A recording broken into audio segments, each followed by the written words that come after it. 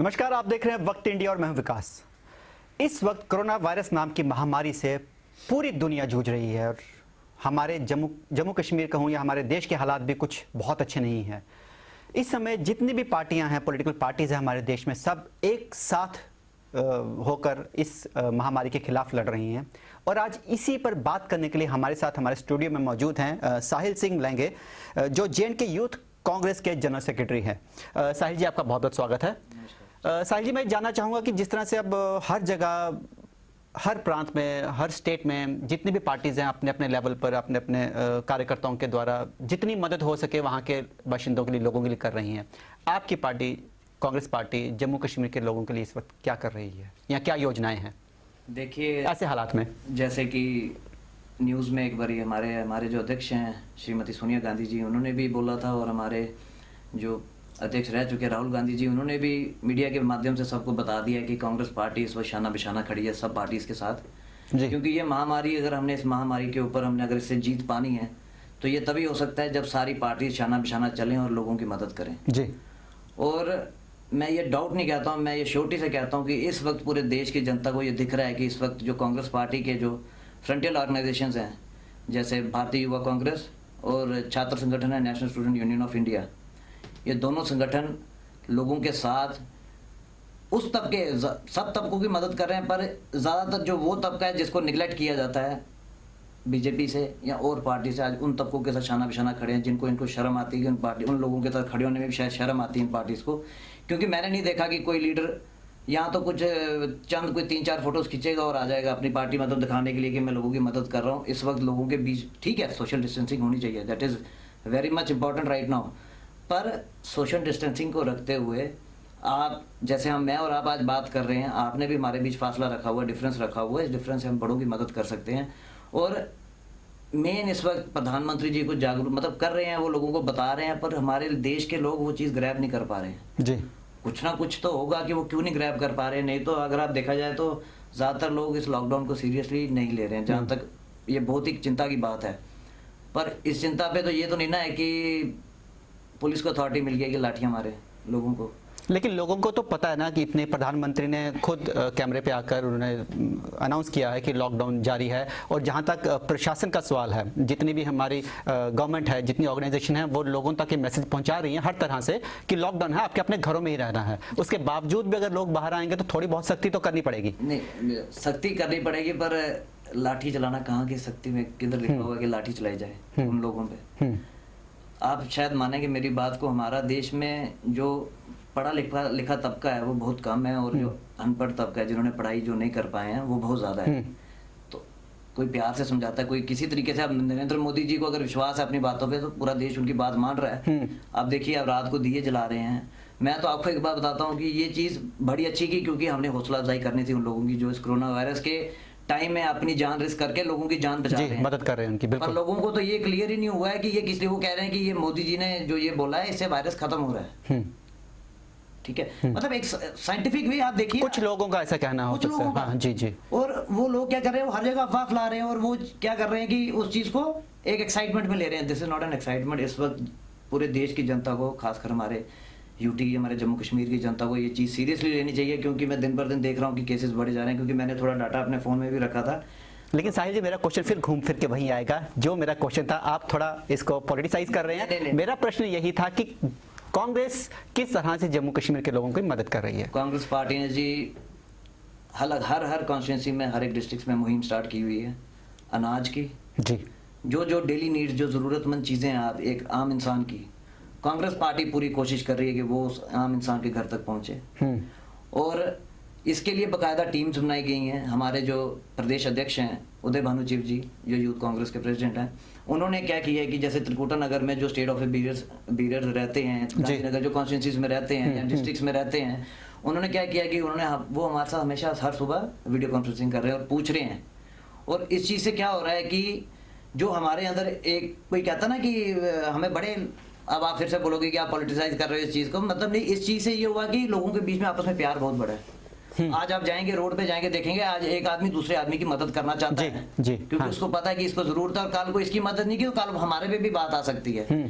तो इस वक्त कांग्रेस पार्टी शाना बिशाना लोगों के साथ चल रही है। पूरी रीजनल पार्टीज के साथ या केंद्र की सरकार हो, पूरा शाना बिछाना चल रही है, जो वो डिसीजंस दे रही है, क्योंकि इस वक्त चलना पड़ेगा। इस वक्त कोई सियासत करने का टाइम नहीं है। मैं खासकर, चलो उस चीज़ को आप निगलेक्ट ही करोगे, आप बोलोगे फिर से आप पॉलिटिसाइज करो, मैं खासकर चाहता हूँ कि जितने भी संगठन है भारतीय जनता पार्टी के फ्रंटल ऑर्गेनाइजेशन हैं, वो इस चीज़ को सोचे, सीरियसली लें और लोगों को जो डेली नीड्स की जो चीज़ें होती हैं प्रोवाइड करें, जिससे कि लोग बाहर निकलना कम हो जाएंगे।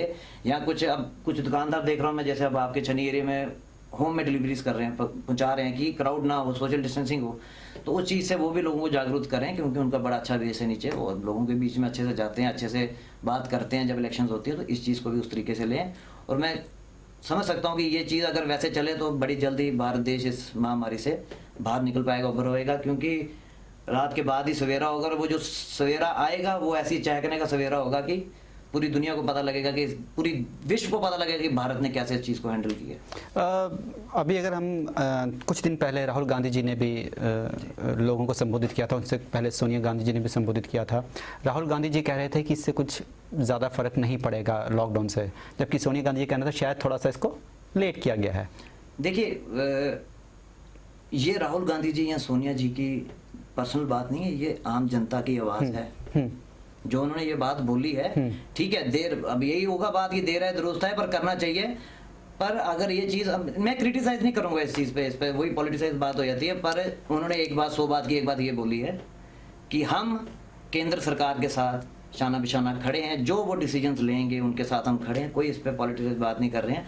उन्होंने पूरी ये एक किस्म का पूरी अपनी सपोर्ट दे दी हुई है। हाँ, ये पहली बार कोई हुआ होगा कि भारतीय जनता पार्टी को कांग्रेस ने कोई सपोर्ट दी होगी और वो ये सपोर्ट दी है कि हम आपके साथ हैं इस महामारी के लिए, जैसा आप डिसीजन लेते हैं आप लें, पर इस महामारी को किसी तरह रोकें। क्योंकि उन्होंने क्लियर कर दिया है, क्योंकि राहुल गांधी एक युवाओं की बात है, एक आवाज़ है, और उन्होंने सही बात बोली है कि अगर लेट हुआ तो हुआ, कहीं ना कहीं तो कुछ मिस्टेक हुई है ना। तो हमारे देश में अब कोई साइंटिफिकली बोलता है कि बैट से आ रहा है ये वायरस, या जिससे भी हमारे देश में कौन खा रहे हैं बैट, मतलब ये तो सब पूरे विश्व को पता है कि नहीं, ये तो जो वहां से लोग आए हैं तो उनसे वो आए, ट्रांसमिट हुआ है। क्वारंटाइन उनको बेसिकली हो सकता, तो एक personal view, not an party views में नहीं कह रहा हूँ, एक पर्सनल व्यू होता है कि आप एयरपोर्ट पे ऐसी सख्ती रखते कि जो आ रहे हैं उनको 14-14 दिन के लिए आप उधर ही कहीं रूम बना देते हैं, या उनके रूम्स होते हैं एयरपोर्ट के वीआईपी लॉन्ज होते हैं, उनको इधर सारे कॉलेज। लेकिन साहिब जी, ये जो चीज़ है ये काफ़ी पहले शुरू हुई थी, लेकिन वर्ल्ड को बहुत लेट बताया गया चाइना की तरफ से। तो हम ये भी तो कह सकते हैं कि कुछ लोग पहले ही आ चुके हों जिनकी वजह से फैल गया हो। शायद सरकार ने स्टेप्स उठाए हों, सही समय पर उठाए हों, लेकिन जो लोग पहले आ चुके थे उनसे ये लोगों में ट्रांसमिटिंग हुआ हो। देखिए, ये चीज़ हम सिर्फ ये नहीं कह सकते कि नहीं, मैं आपकी मानता हूँ, पर प्रशासन की तो जिम्मेवारी, भारत देश अगर चल रहा है तो प्रशासन चला रहा है, भारतीय जनता पार्टी चला रही है। जी। और अब हमारे प्रधानमंत्री, हम तो ये थोड़ी बोलेंगे भारतीय जनता पार्टी के प्रधानमंत्री, हमारे प्रधानमंत्री हैं। इस चीज को तो उनको देखना चाहिए था। चलो जैसे भी हुआ, जहाँ तक मुझे लग रहा है शायद दिसंबर या नवंबर में कोई केस ये एक ऐसा आया था चाइना वाली साइड में, कोरोना वायरस का, जो ये डिजीज का उस टाइम पे आया था। तो उस टाइम पे ठीक है, चाइना का तो हमेशा फितरत ये रही है कि वो चीज़ हमेशा लुकाती रही है, छुपाती रही है, वो कभी देश के सामने, दुनिया के सामने नहीं लाई है। उनकी कभी उनके देश को जी बिल्कुल नहीं पता होगा लोगों को कि क्या है।